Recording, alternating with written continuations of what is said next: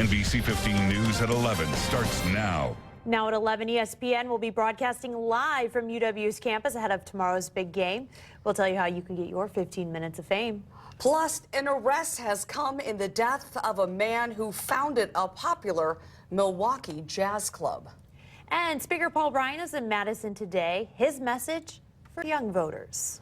It's your finally Friday, and the big game between the Wisconsin Badgers and Ohio State Buckeyes may not be until tomorrow, but the hype on campus starts pretty much right now. Yeah, that's right. ESPN will have live SportsCenter hits from Bascom Hill the next 2 days. The crews are already on campus. Here's a photo posted of their Twitter page. I guess we don't have that. No, close your eyes and imagine. Visualize. They're all sitting around a table, and that photo caption says Ohio State, Wisconsin. Week 7 begins now. College Football Live will air today at 12:30, and tomorrow morning from 8 to 11 is College Game Day. This is the first time the show has returned to Madison since 2011. Tomorrow's game is the battle of two top 10 teams. Kickoff is set for 7 on ABC. Yeah, and if you're Badgers ranked 8, Buckeyes ranked number 2. I mean, this is going to be a great game. Huge. Okay, aren't they favored too by 11 points? We're not even going to listen to that. No. All we can say is Badgers. We're going to show them. Go Bucky. And if you're headed out to the game, you may want to dress in later layers, and don't forget that poncho. It's going to be a little wet out there. Oh, yeah. Yeah, exactly. I wouldn't say it would be too cold, so not say the layers, because it will be around 70 degrees, but probably a rain jacket, as we will be likely seeing some rain. But lows this morning, we were actually in the 30s and 20s, so it was a very chilly morning once again. But temperatures have rebounded. Winds are out of the south, so we'll continue to go up as we head throughout the day today. Plenty of sunshine out there. Eventually, we'll see some clouds sneak in here, and that's our next storm system that's coming in tomorrow, and that'll bring us some rain. So I'll have the details on that, but this afternoon will stay dry, and I'll have the rest of the weekend's forecast in just about 10 minutes. Thanks. In our Crime Tracker 15 report now, police are looking for a suspect who shot a man in Fitchburg last night. They responded to a report of a single-shot fire just before 6. This is in the area of Pike Drive and Eggeman Road. Shortly after that, they got another report of a man who said he was shot during a fight by a man he didn't know. He has minor injuries. The suspect is described as a black male in his 20s with dreadlocks. No arrests have been made. Authorities have charged a Milwaukee man in the death of a musician whose body was discovered at the very jazz club he founded. 30-year-old Jason Small is charged with first-degree intentional homicide in the death of 65-year-old Donald Lewis.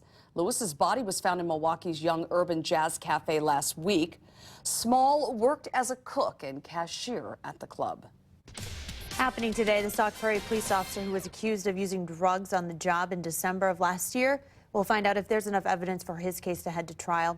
Matthew Alt was charged with misconduct in public office and possession of narcotics and prescription drugs.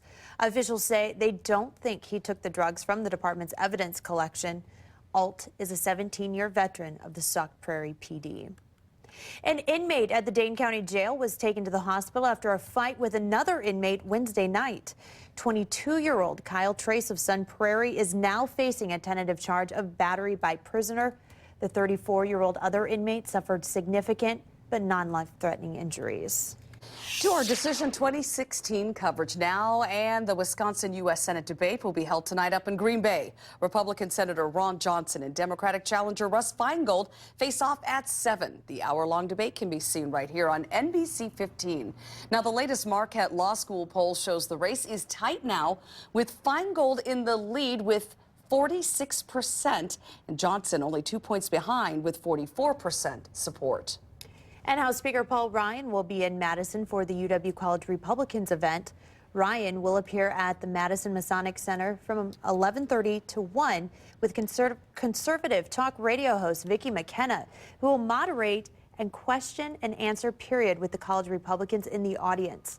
This event is not open to the public.